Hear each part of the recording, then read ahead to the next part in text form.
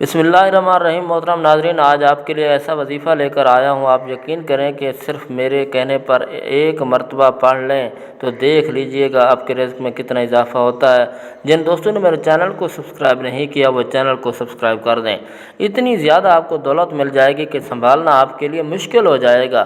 اللہ پاک آپ کے رزق میں بہت زیادہ کشادگی پیدا کر دیں گے، اور جن لوگوں کو اللہ تبارک تعالیٰ سے بہت زیادہ دولت سے نوازا ہے، تو بہت زیادہ مال سے نوازا ہے، جو بہت بڑے بنگلوں کے مالک ہیں، بڑی گاڑیاں ہیں، فیکٹریاں ہیں، ان کو کس نے عطا کیا ہے؟ صرف اور صرف اللہ تعالیٰ نے دیا ہے۔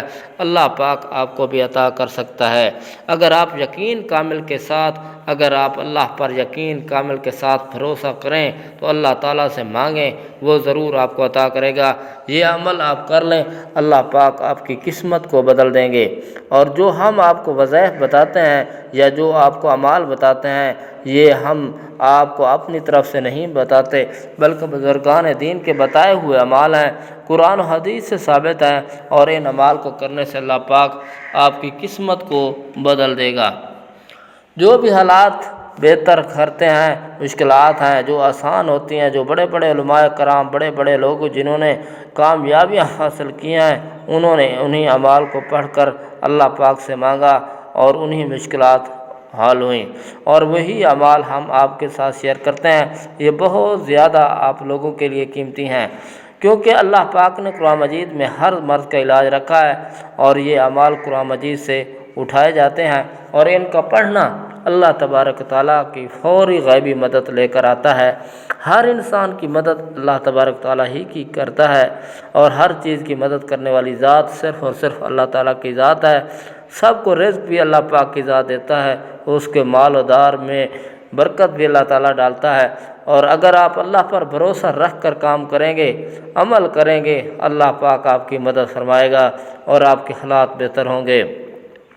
ناظرین کرام، اگر آپ وظائف کر کر کے تھک چکے ہیں، اگر آپ نے ہر ممکن کوشش بھی یہ کی ہے، مگر اس کے باوجود آپ کے رزق کی جو تنگیاں ہیں، پریشانیاں ہیں، وہ ختم نہیں ہو رہی، آپ بے حد مایوس ہو چکے ہیں، تو آپ صرف مایوسی کو چھوڑ دیں، کیونکہ مایوسی کفر ہے۔ انسان کی فطرت ایسی ہے کہ اسے زندگی میں سب کچھ اپنے مطابق چاہیے، سب اس کی مرضی اور منشا کے مطابق نہیں ہوتا، اور وہ نا امید اور مایوس ہو جاتا ہے، اور ساتھ ہی احساس ستاتا ہے کہ اب آپ سے مزید نہیں جینا۔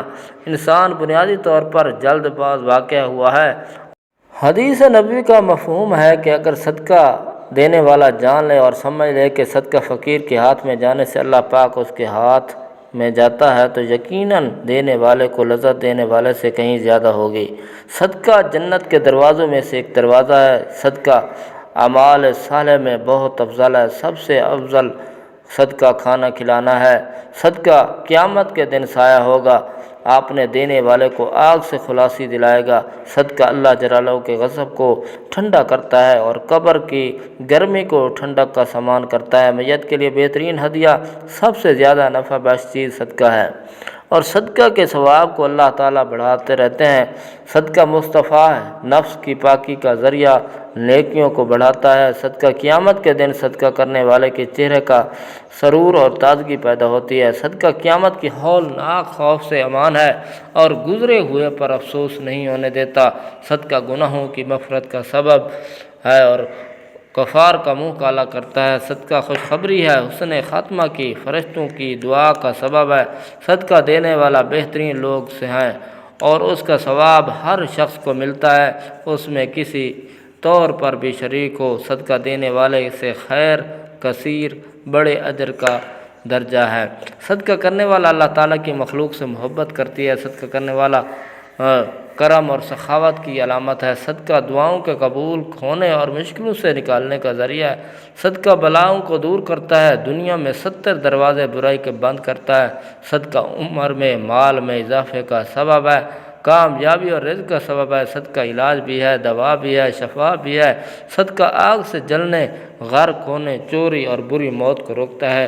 صدقہ اجر ملتا ہے، چاہے جانوروں اور پرندوں پر ہی کیوں نہ ہو۔ یقیناً اس تحریر کو آپ پڑھ کر صدقے کے فضائل آپ نے روح و قلب میں اتار رہے ہوں گے۔ دل میں صدقہ کرنے کا ارادہ ہوگا تو آپ بھی صدقہ کریں۔ سن لیجئے، حدیث نبی صلی اللہ علیہ وسلم کا مفہوم ہے کہ جس بات کو آگے پھیلانا بھی صدقہ ہے۔ 100 دین اسلام کی رہنمائی کو آگے بڑھائیں، صدقے کے سلسلے کو جاری کریں۔ اور ناظرین، وقت کی نزاکت کو مد نظر رکھتے ہوئے اب ہم وظیفے کی طرف چلتے ہیں۔ آپ نے سب سے پہلے درود پاک پڑھنا ہے۔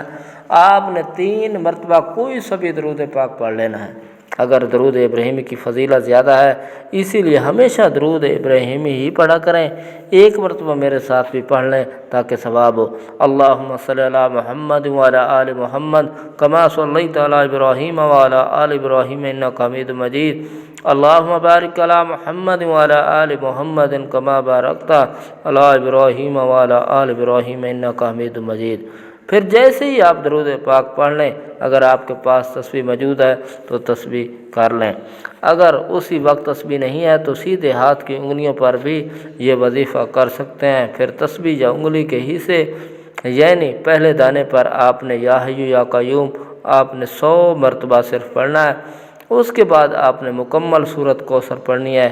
انا اعطیناک الکوثر فصلی لربک وانحر ان شانئک ھو الابتر، اور 33 مرتبہ سورۃ فاتحہ پڑھنی ہے۔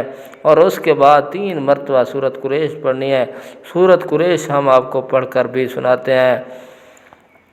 لإیلاف قریش ایلافہم رحلۃ الشتاء والصیف فلیعبدوا رب ھذا البیت الذی اطعمہم من جوع وآمنہم من خوف۔ اس کے بعد آپ نے 33 مرتبہ استغفر اللہ صرف اتنا پڑھ لیں تو وہ بھی بہتر ہے۔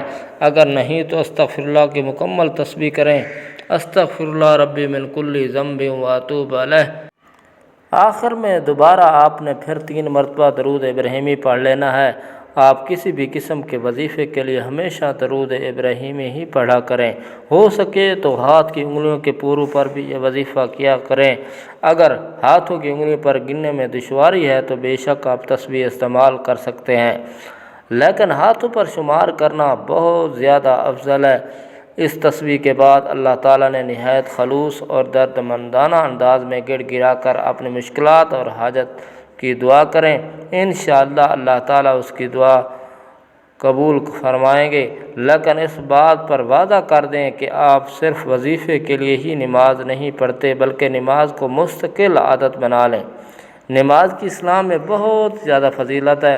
قرآن مجید میں کثرت سے نماز کے احکامات آئے ہیں اور بہت ساری حدیث میں بھی نماز کی فضیلت بیان کی گئی ہے۔